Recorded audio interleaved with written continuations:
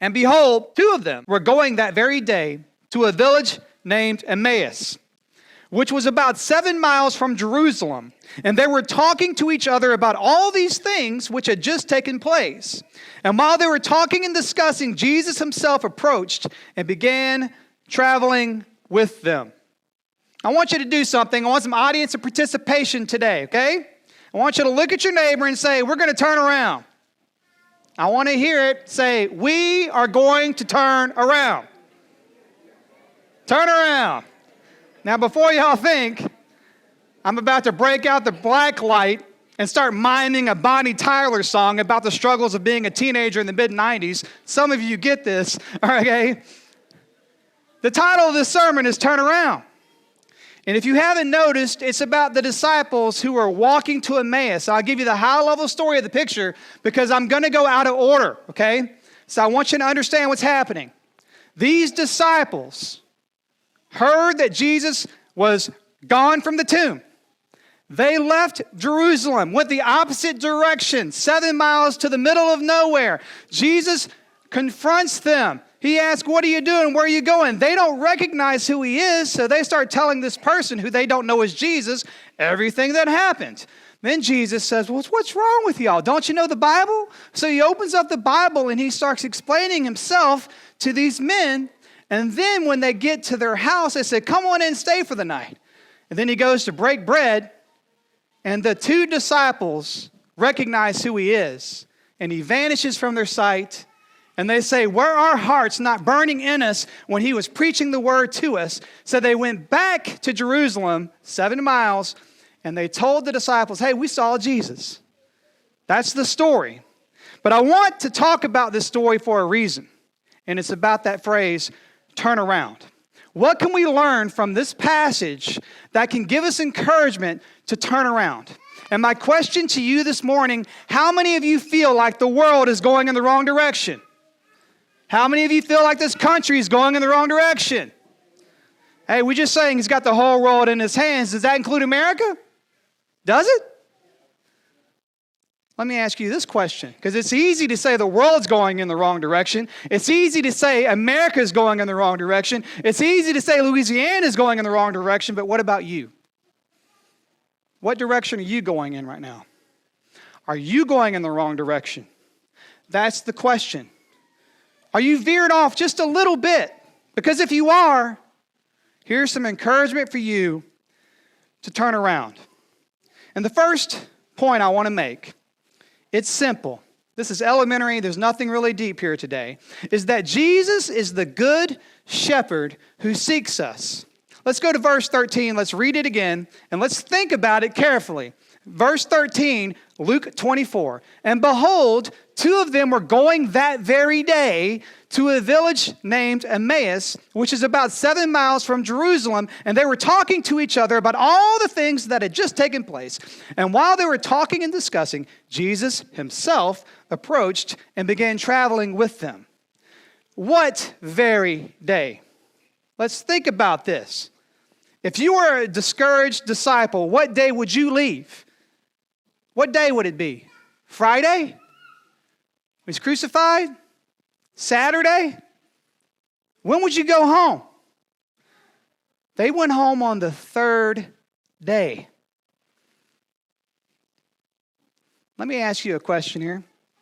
If you're Jesus on the third day and you just left the tomb, where do you think you would go first? Maybe you would go to Jerusalem. Go straight to the temple. Announce yourself. Maybe you go to Nazareth. Maybe you go to Bethlehem, Bethel, Capernaum, Bethsaida, the Jordan River, Gilgal, Bethany, Hebron. You get the idea. Somewhere that you've heard before, right? You would go somewhere. You could go anywhere, but guess what? He could have gone anywhere and talked to anyone, but what does he do? The first thing he does is he goes in the direction of nowhere to talk to disciples we have never even heard of before. What does that mean? The question I'm asking you is why? Why would he do that? He could have done anything, but why that? He goes to an insignificant place to unknown people. And I think the answer is obvious. How many of you right now feel like a background character in a much bigger story? Especially when it comes to this world. How many of you feel insignificant, like you can't change anything and you don't know how to change anything and you feel helpless? That the people above you, the elite, don't know who you are. You're nothing more than a battery in the matrix that they're draining to become wealthy. How many of you feel that way? Insignificant. Come on now. I want to hear something. Do you or do you not feel this way? Jesus, the Good Shepherd, no matter how insignificant you are, if you're going the wrong direction, if you're his sheep, guess what? He chases you down. He says in Luke 15:3, what man among you, if he has 100 sheep and has lost one of them, does not leave the 99 and go after the one? Going further down, there will be more joy in heaven over one sinner who repents than over 99 righteous persons who do not need repentance. And of course, John 10:11, I am the good shepherd who lays down his life for the sheep. So I ask you again, do you matter? Because how you feel and what you are two different things. You understand that, right?